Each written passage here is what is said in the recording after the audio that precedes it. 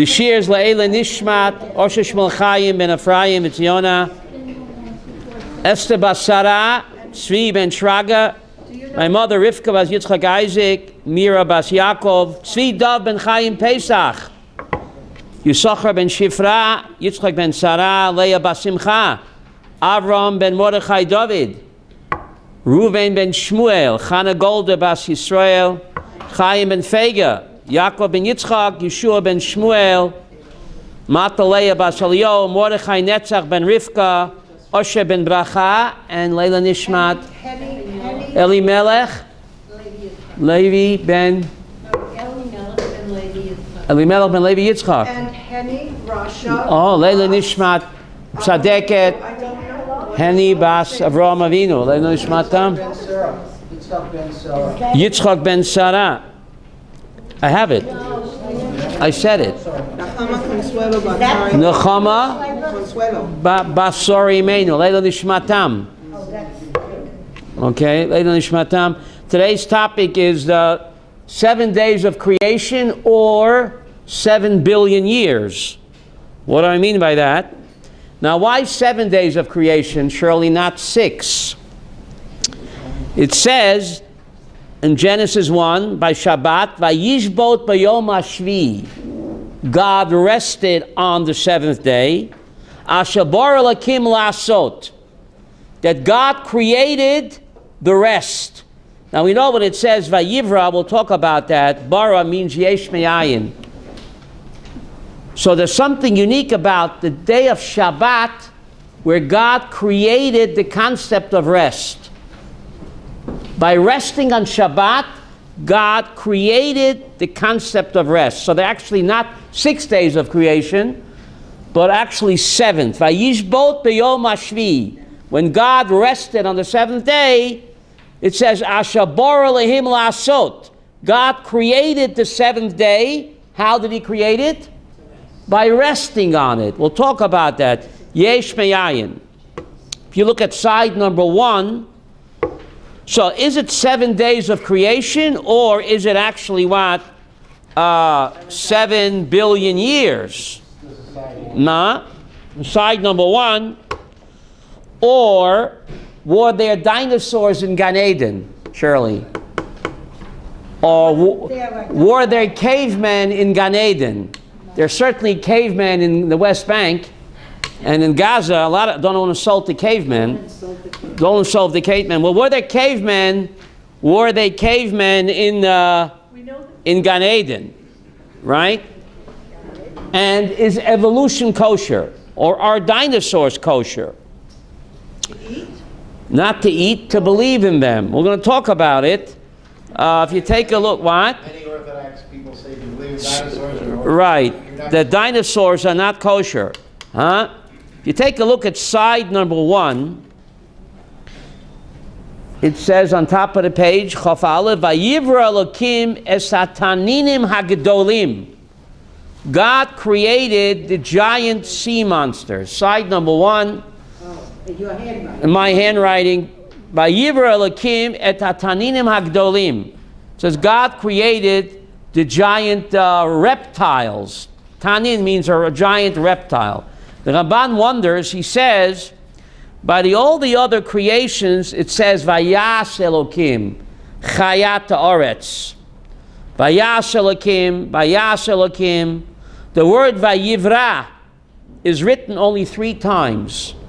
Once by these giant reptiles, once by the human being. But God created a human being, it says, Vayivra Elokim et Adam, and once by what? By Shabbat, Asher bara lehim lasot. So what's the difference between Vayivra and Vayas? Why by all the animals it says Vayas Elokim et Chayat Haaretz? God created, made, but by these giant reptiles it says the word Vayivra, the same word it says by the Adam, Vayivra. So the Ramban explains that the word Vayas means Yesh Meyesh. How do you spell it? With an iron or on? Vayas. Vayas Elokim, Vav Yud Ayin Sin. Vayas means to create something from something else. Yesh Meyesh. When it says the word Vayivra, it's yesh me'ayin. I think it's called ex nihilo. In English? Ex nihilo. Ex nihilo, thank you. Vayivra Elokim es hataninim hagdolim. Like it says by Adam. So by Adam we know Adam was unique. So therefore by Adam it says Vayivra. Not Vayash like all the other creatures. The other creatures were formed from matter that already was created. Yesh meyesh. But by the Adam it was Vayivra. By Adam it was Vayivra. Because Adam was unique, so it says the word Yivra, bara means yesh me'ayin, to create something from nothing. So Ramban asked, why does it say the same language in Bereshis Aleph, Vayivra Elokim es hataninim hagdolim? Doesn't say Vayas Elokim, like it says by all the other creatures, Vayas. Why by these gigantic reptiles it doesn't use the word Vayas, uses the word Vayivra? Says the Ramban, because these creatures were so gigantic and humongous, David, they needed to be yesh me'ayin. You hear? You're saying that the Vayivra... Vayivra, wherever it says the word Vayivra means yesh me'ayin, Vayas means yesh me'yesh. By all the creatures it says Vayas Elokim, Chayat Haaretz. He created something from something. Matter that he was already created, we'll talk about that. He formed it. But by Adam it says Vayivra, because Adam was unique, so it needed what? Yesh me'ayin. So why by these gigantic reptiles did it say the word Vayivra? Why are they different than the other creatures? So the Ramban says that since these giant reptiles were so humongous, they needed what? A separate, Rona, unique creation. So the words Vayivra, by these giant reptiles, the same word Vayivra as it says by Adam. That these reptiles were so humongous that they needed what? Not Vayas Chava, they needed Vayivra, Yesh Me'ayin. So it looks like the Ramban is speaking about TX Rex. Or remember TX Rex? Right?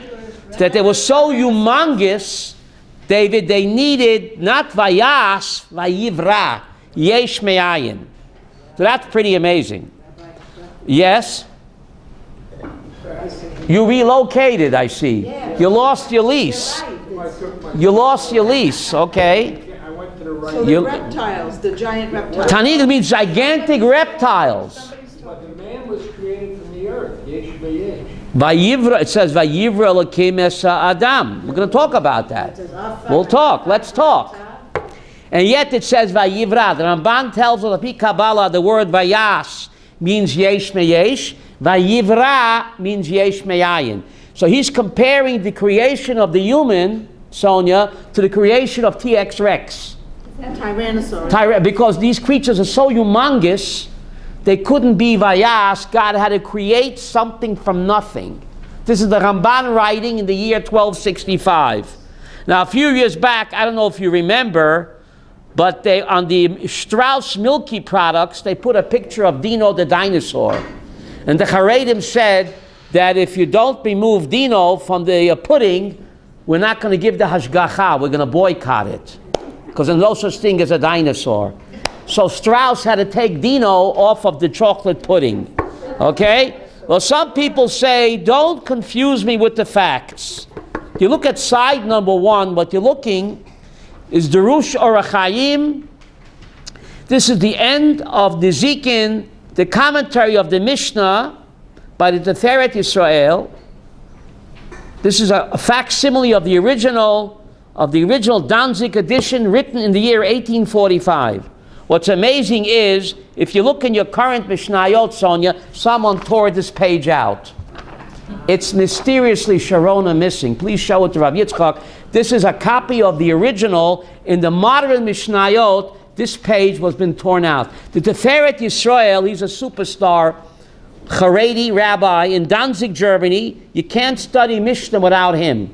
Someone, for some reason, David tore this page out. So if you look in Seder Nezikin, this page is missing. Because my brother has the original copy, and this is a copy of that, of the original Jerush or Achayim, but it's Feret Israel. And once you read it, you'll see why some zealot tore it out of the modern Mishnayos. Please follow me in side number 1. Yiddish. Let's begin with the paragraph. Kach kosev yimtzo ba'mukei hahorim hayote gavon ba'aretz. We find in the deep valleys of the mountains chayot hayam asher niskashu v'hoyo le'even. We find these creatures, but niskashu le'even. What does that mean, Yehuda? Fossilized. V'chacham echad choket tivi. He mentions the guy's name, Kasir Shemo, Koshes, Shemikol, Anak, these creatures, Yesh Mehen. Let's look at the second paragraph. We have a check there. You see that? Vikvar Yodanu. You see where it says the check there, Yehuda? Yes. This is a super Haredi rabbi, David, writing in the year 1845 in Danzig, Germany. He is a superstar commentary on the Mishnah. No one can study Mishnah truly to understand without the Feret Yisrael. Look what he writes. V'kvar Yodanu. You see the check there? We've already known Matzomot Chaya Anak Achat. From the bones of this gigantic Chaya, Shenimtzat Ba'mukei Eretz, Save Be'ir. What's the next word? Baltimore Ba'America. I want to be in America. He's writing in Danzig, Germany, 1845. They found this humongous fossilized creature, David, Baltimore by America, Asha Orcha Yud Zayin Regel. It's 17 feet long. The Gavoa Miksut Ragleo Ad Katsei Yud Aleph Regel, and it's 11 feet tall. Umikaf Ragleo Achroni Ad Gavoa Yesh Tet Regel. The Gambi Europa. You see that, Chava? The Gambi Europa. Ba'aretz gavgraga nimtza ba'mukei eretz. You find in the depths of the earth at samot zolta chaya, the bones of this prehistoric creature, pozrim achad hein of achad hein, all scattered around. V'koru b'shem l'chol min chaya kazot. What's the next word? Mammoth. Woolly mammoth. He's writing in the year 1845, Nechama. Now, the next paragraph. You see the check? V'chein motzo min beria avnayit. We find this fossilized creature, shakaru. What's the next word? Ikvachadan. Ikvakdan. He sounds like a Jurassic Park. Ikvakdan shagavoa tesvov regel. It's 15 feet tall. V'orka at tzadik regel. David, how long is it? 90 feet long. V'orka at tzadik regel. It's 90 feet long.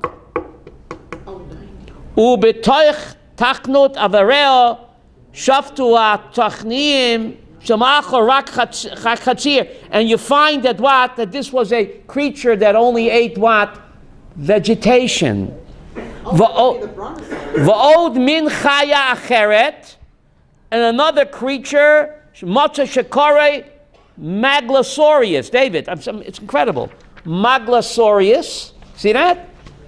Shahoy Sarak Ma'at Katan Miachvaktan. It's only a little bit smaller than what? The other one. Avlahoita Chaya Terefet Vochelet Basar. He's telling us certain dinosaurs only ate, were vegans, and certain dinosaurs were carnivorous. Right. This is a super Haredi rabbi writing in the year 1845. Now you know why somebody tore it out of our Mishnayot? The page mysteriously is torn out. Now what's the point, David? What's it all about? Look at the next paragraph. Umikala Omer Nira Barur Shekol Ma Shamosra Lanu Hamikabalim Ze Kamo Meot Shanim. The Kabbalists have been teaching us, he's speaking about the Ramban, Rabbeinu Bechaya, Shekava Hoya Olam Pam Echad. The world as we know it existed already before, V'shuv Nechrav, and then it was what? Destroyed. V'chazar V'neskoma, and then it was rebuilt again. Ze Arba Pamim. He's saying that civilized world On this planet, this is the 4th time around. V'shekol pam ha'olam hitgale b'shleimut yetera yote mi batchila. Each time that God creates the world and destroys it, each time the world is what? Recreated. He's speaking about evolution over here. Shekol pam ha'olam hitgale b'shleimut yitera yote batchila. Each time that God creates the world, it's more developed than what?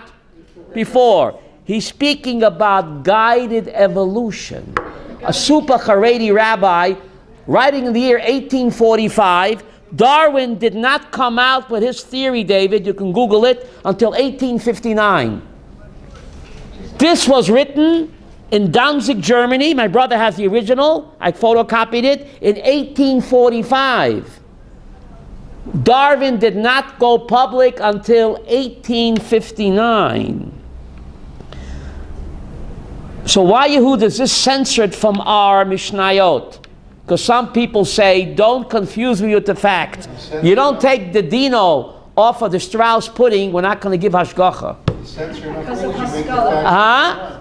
As we see now what's going on in the media, if you censor enough things, you can Right. Don't confuse me with the facts. Look at the bottom paragraph. You have it in slide number 1, Shirley. Vitminu achai. Believe me, my brothers. You have it, Sharona.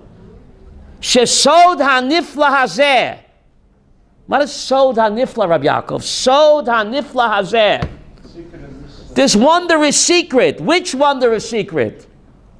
The E word. Evolution. Nichtav ber heitev. Is written very clearly beparsha harishona shepetereseinu hagdosha. 1859, title page. I told you. Darwin did not come out until 1859. This, you didn't trust me. Rivka, he didn't trust me.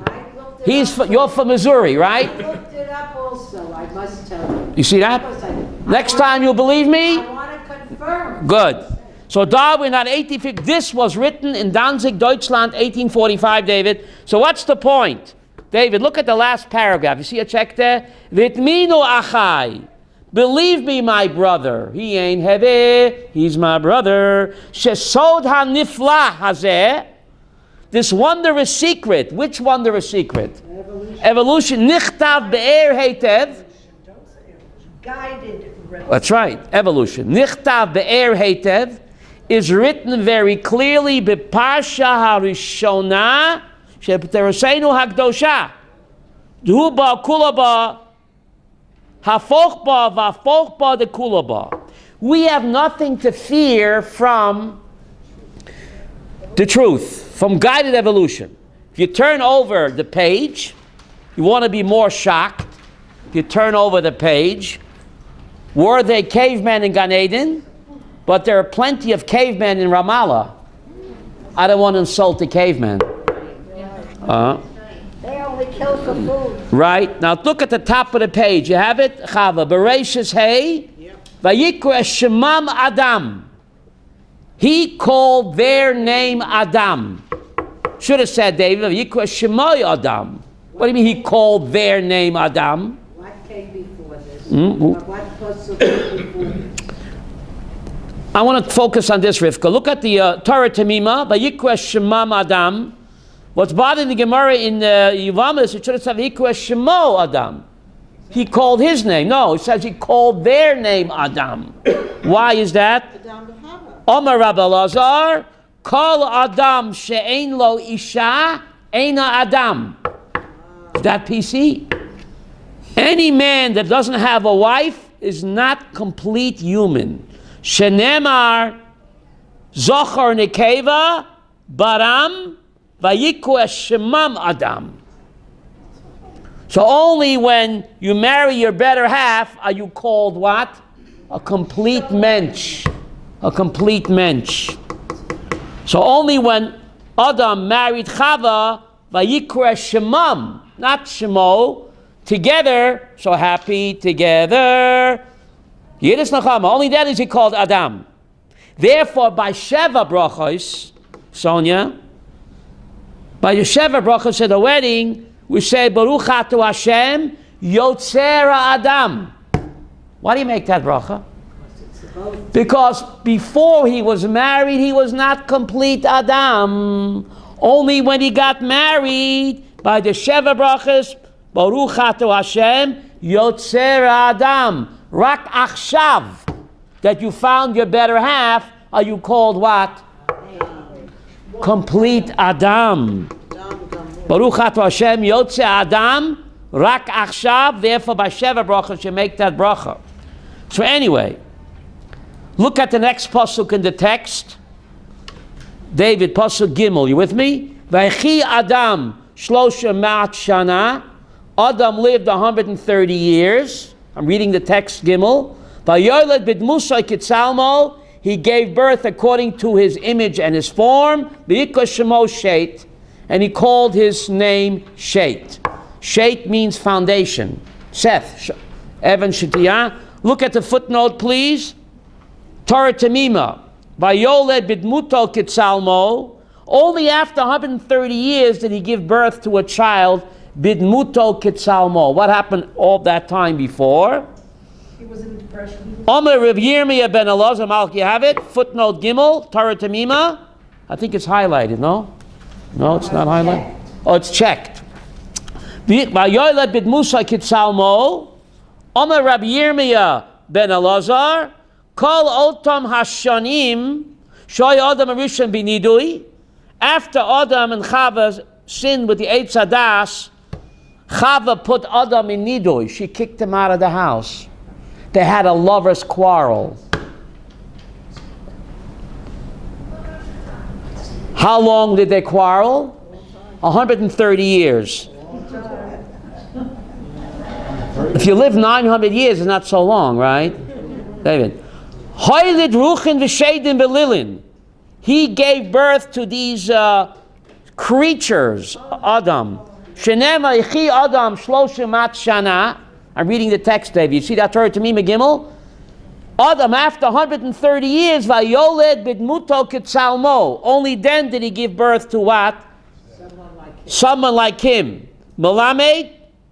What? Melamed da'ado idna loyal lav kitzalmo oiled. All of this time, when Adam was kicked out and he engaged in one-night stands with these we'll see, cave chicks. I think they're called cave chicks. We'll talk about it. Only after 130 years, when he went back to Chava, did he give birth to a child with the had that Tselem Elohim.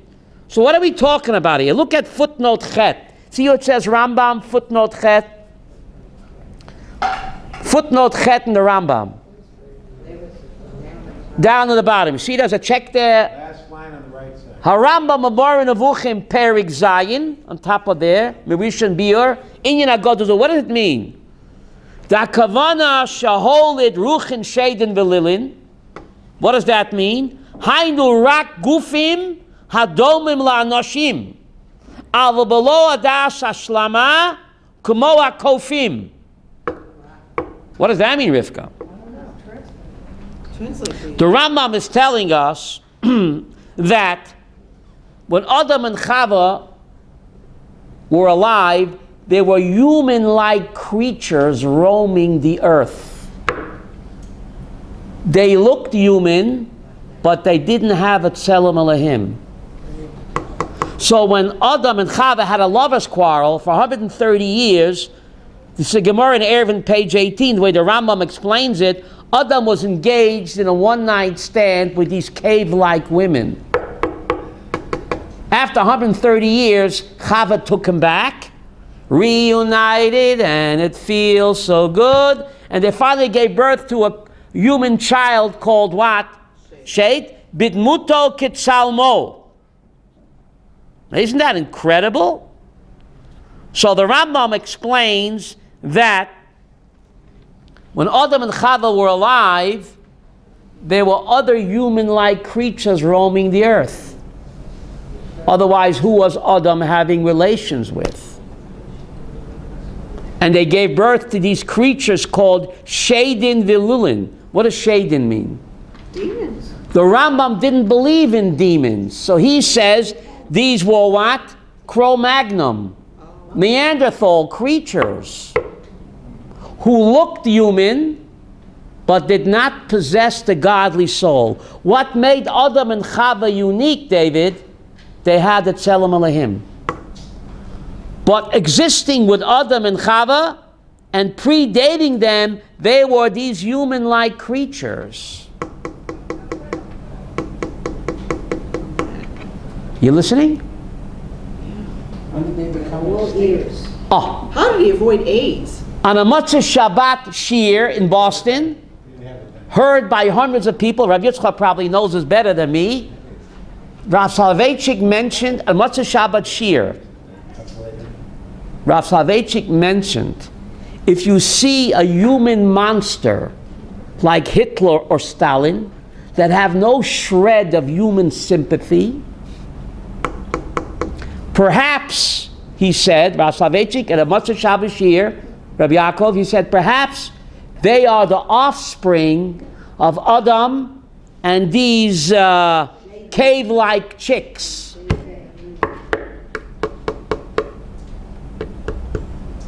That's what he said. Now, didn't the flood wipe out everybody, Rivka? The Ramban quotes a medrash that the flood did not affect anybody or anything in Eretz Yisrael. The Ramban in Parshas Noach says anybody, anything that was in Israel during the flood was not affected by the flood. What about Brooklyn? And I just did it. Yiddish. So therefore, Soloveitchik held that a human monster like Hitler or Stalin, he said perhaps they are the offspring, descendant of these cave-like women that had no godly soul who Adam mated with. You hear this, David? That's pretty amazing. Now, mated with, or whatever you want to call it. There's only one difference between Hitler and Stalin. Now, I don't want to get into that now. But anyway, 6 days of creation, the Ramban points out that the 6 days were 6 periods or stages of creation. It can't mean literal days, says the Ramban. How else do you explain the length of the first 3 days before the sun was created? It can't mean a day the way we understand it, says Nachmanides, because there was no sun for the first 3 days. So how do you measure what? A day. So the Ramban says it's Yoimah Shal Kodesh Baruch Hu. It's speaking about what? A day of God. And the Tillim 91 says, Ki elef shanim be'yanecha, ki yom etmol. 1,000,000 years to you, God, is like a day. What a difference a day makes. So the Ramban already writing in Bereshis in the year 1265 says when it speaks about 6 days, they were Yoimeh Shal Kodesh Baruch Hu, days of God. For him, a day could be what for us? 1,000,000,000 years. Because it can't mean a day, says Ramban, because there was no sun for the first 3 days. That's the Ramban writing in Bereshis. The Rambam in Moreh Nevuchim says that the 6 days of creation represent a conceptual, not an historical account of creation. You hear? So already the great Rishonim are speaking about it's not to be taken literally. I think you speak the theory of relativity, Chava. For us, for God, it might be a day. But for us, it could have been what? 1,000,000,000 years or more. Right? How do we know?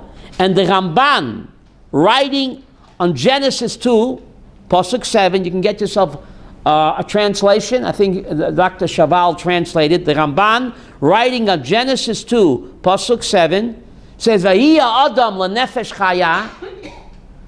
Adam became a nefesh chaya, says the Ramban, this humanoid creature that who knows existed how long before, only now did it receive the Tzelem Elohim. You hear what he's saying? The Ramban is writing about the guided evolution of creation. The Ramban in Genesis 2, Pasuk 7, says that the animal that was to become a man had both the physical structure and the power of perception of a human. Only after this was accomplished did God give him the Tselem Elohim. This is the Ramban writing, Yehuda, on Genesis 2, Pasuk 7, V'hiya Adam lenefesh chaya. So the Ramban is telling us that God's direct and newly created contribution came to man only after the material part was already what? Intact. So this neshama placed in man by God was the last act in making and creating of mankind, which made him unique and different. Vayivra answers Rivka Kasha. This humanoid creature, who knows, existed how long before? But God took one of these creatures and infused it with what? A godly soul. That's Vayivra. This is the Ramban writing. The great Nachmanides. Nachmanides is speaking here about the guided evolution of life to man as we know him. So the Ramban is telling us the evolution process is guided and controlled by Kodesh Baruch Hu. Also, Avadia Sforno, one of the great Bible commentators, who's Haredi, says the creation of Adam was the end of a long process that started with an animal, which gradually evolved until this creature was given what? The Tselem Elohim. So according to the Ramban, Avadia Sforno, life evolved over time. So says the Tiferes Yisrael that I just showed you. This is Rav Kook, also opinion, and of course the Ramban and what? The Sforno as well. Now, Rav Kook's in two places. In his Igeret and Orat HaKodesh speaks about the creation as God used guided evolution. Rav Kook says that the physical world is a reflection of what? Therefore, Rav Kook says, if in the spiritual world we develop and evolve ever so slowly and gradually, then certainly in the physical world we also developed and evolved slowly. Rav Kook says, just as Am Yisrael evolved spiritually from Memtesh Shari Tumah to Memtesh Shari Kedusha, it was a gradual evolution. So too, says Rav Kook, God used what? Evolution to create the physical universe as well. Because whatever's true in the spiritual world is also true what? Physical world.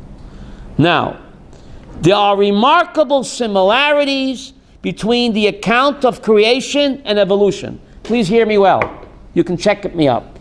There are remarkable similarities between the account of creation and evolution. Creation says, in the Bereshit, first there was light, then the firmament, followed by ocean, land, and vegetation. Genesis 1. The creation of the planets and stars was followed by fish and birds, and then by land animals. Genesis 1. Only finally, as a culmination of God's work, was man created. The Torah's description and account of creation in a natural progression points to its divine origin. Because no human being, no mortal at the time of Moshe Rabbeinu could have known that modern geologists, David, also believe that plants and water-based animals were the first to be created, and then land animals, and only finally what? Man as we know him. Now, the randomness of evolution is no more anti-Jewish than the seemingly chance events of Megillat Esther. If you look at Megillat Esther, do you see God's hand there? It looks like a string of coinky-dinkies. You could think in Megillat Esther, God's name is not mentioned. It's a coincidence. Esther won the beauty contest. She was the prettiest girl there. Mordechai just happened to overhear the plot. It looks like it's all coincidence. A superficial reading of Megillah Esther can lead one to conclude that the entire story is just what? String of coincidences. But we know, David, Mikra is what? Memkov Reish Hey is Rakmi Hashem. You hear this?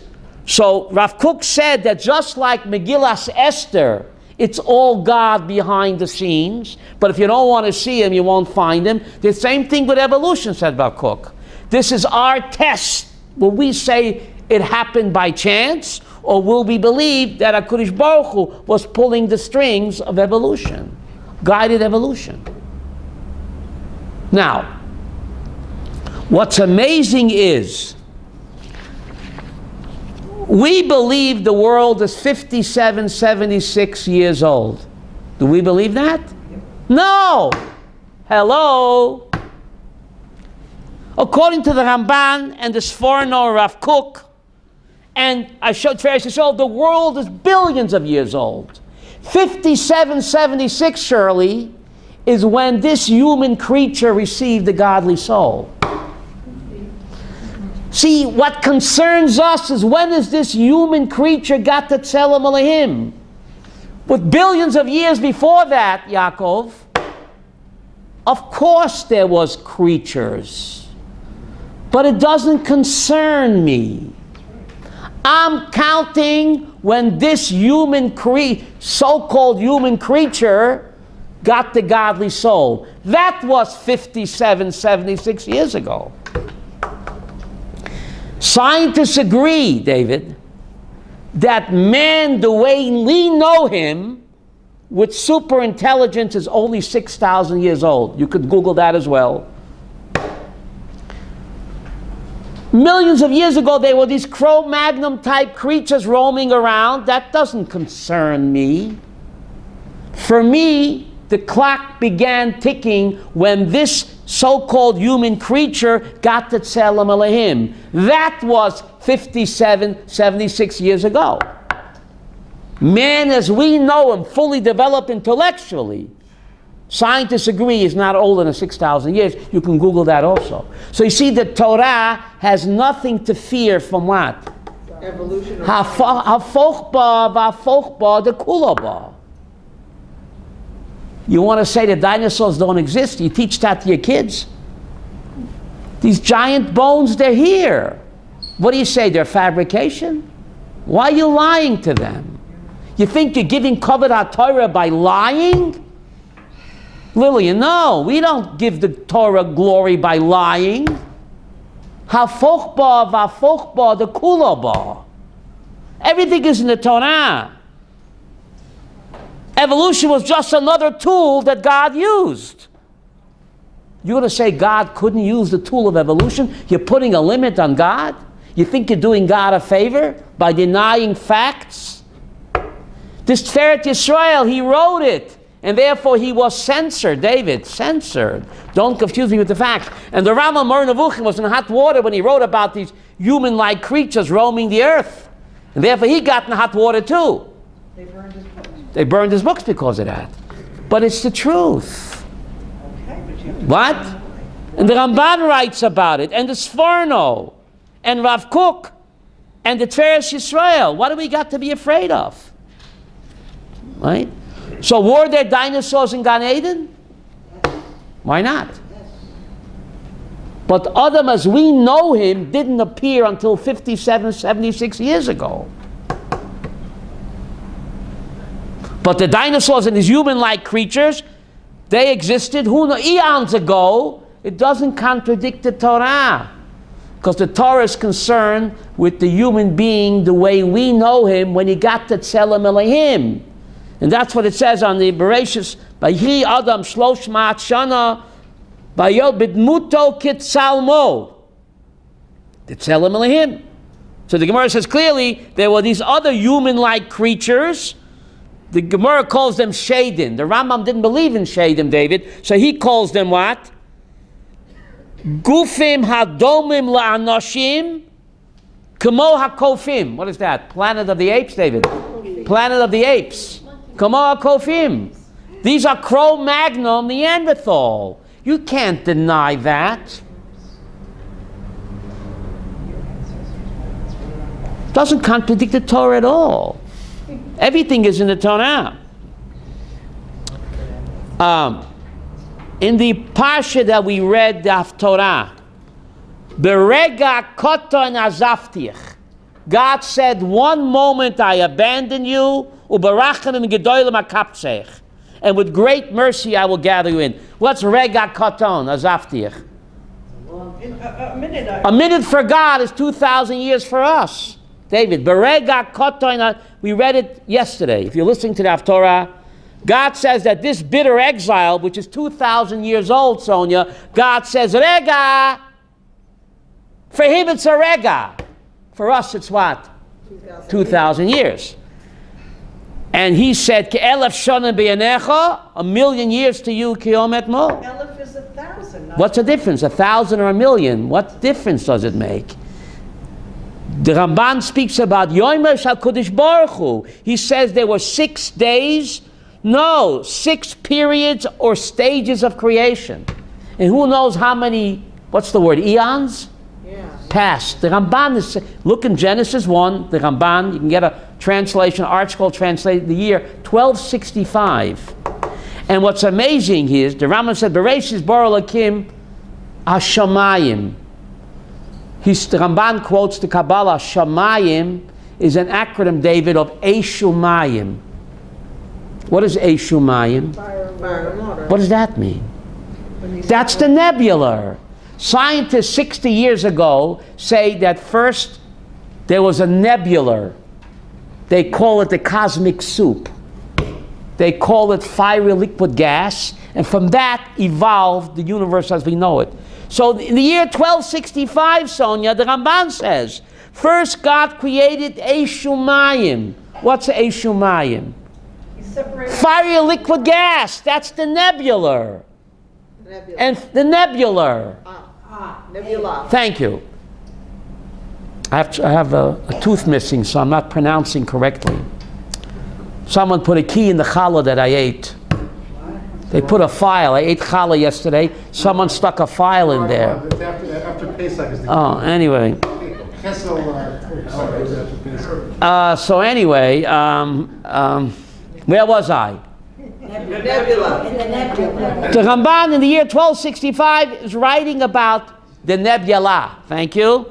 Eshumayim. What is Eshum? Shamayim is an acronym, David. What does acronym mean? FBI, CIA, NYPD. Eshumayim. Fiery liquid gas. The cosmic soup. And from that, says the Ramban, God created the universe. So what the Ramban knew in the year 1265, scientists figured out only 60 years ago. Hafochba, vafochba, the kulaba.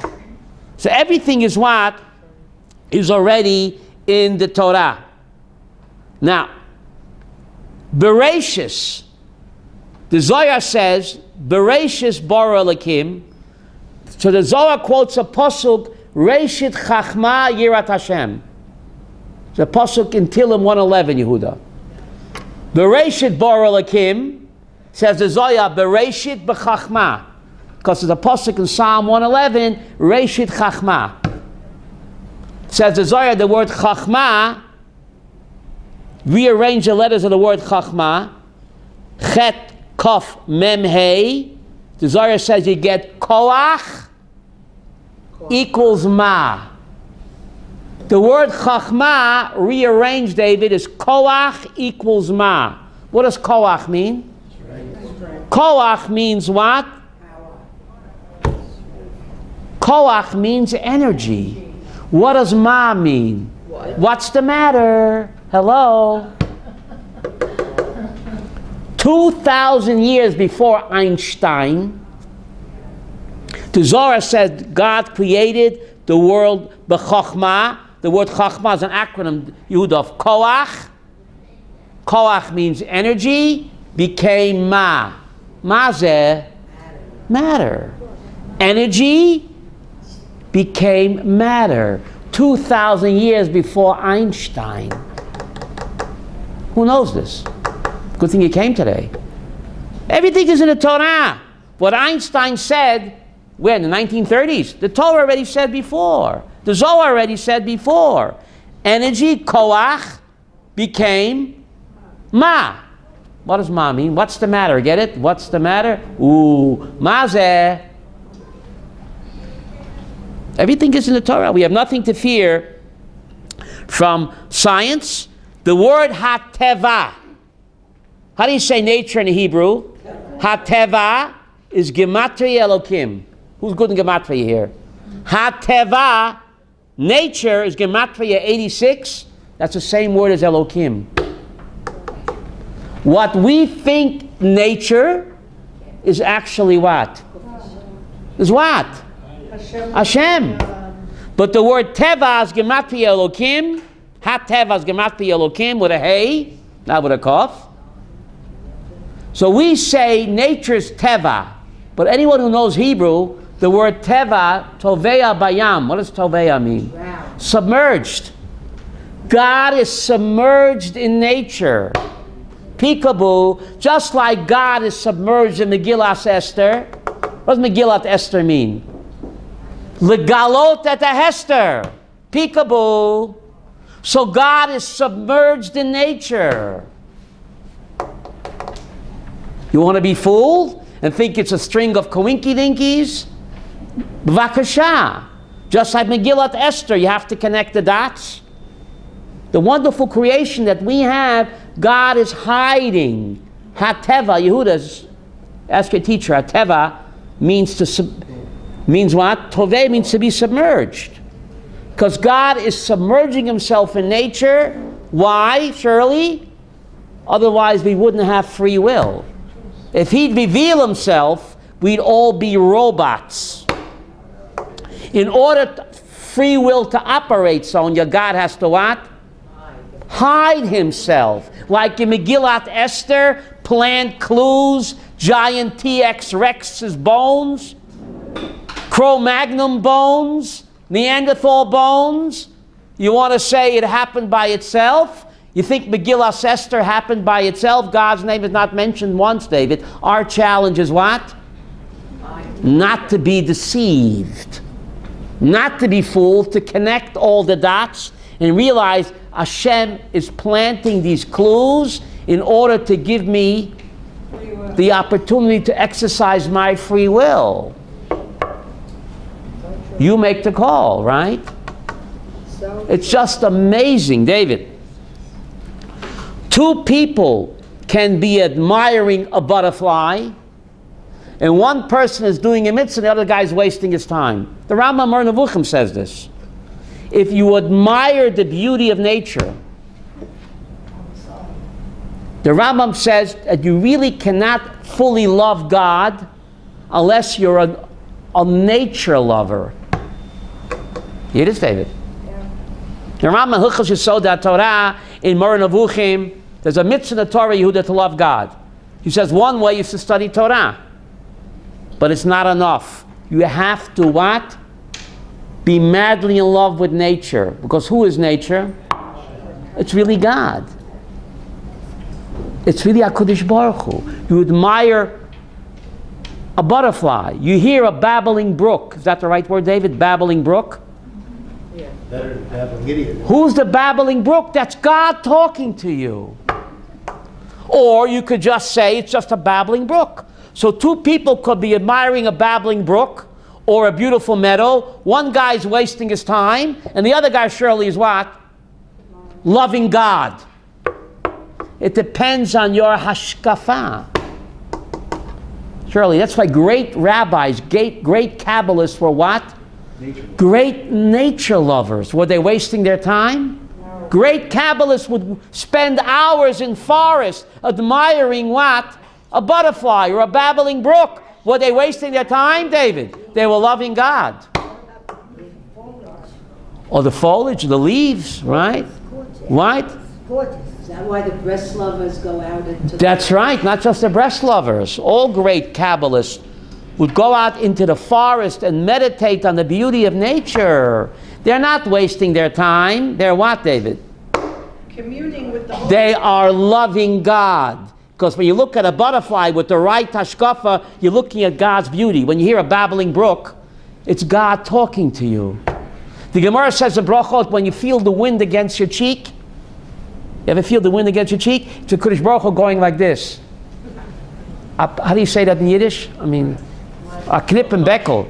Not a patch, chas v'sholem. Not a patch. Caressing me! Lily, Gemara Baruch Hu says, when you feel the wind against your cheek, it's God caressing you. Ooh. Or you can say it's just what? A hot wind blowing, full of hot air. You make the call. I want to give you a nice a mushal, my own mushal. Take it or leave it. Two people went to see the Mona Lisa, Mona Lisa, Mona Lisa. One says, wow, gorgeous. The other one says what? There was nothing there. So the friend says to him, what are you talking about? He says, your glasses are full of buttermilk. Clean your glasses, it's full of buttermilk. That's why you can't see the beauty of what? Mona Lisa. Never people look at the universe, starry, starry night, but their glasses are covered by buttermilk. Clean your glasses. Starry, starry night. God puts on a show for free. Doesn't cost any money, Rabbi Yaakov. A starry, starry night? What a show he puts on. Huh? The beautiful butterfly, the vegetation. Great tzaddikim were nature lovers. Because by loving nature, who are you really loving? God. Hateva is Elohim. Nature is what? It's a Kodesh Baruch Hu. But many people, David, have buttermilk on their glasses. That's the problem. Thank you very much. Toda Rabbi.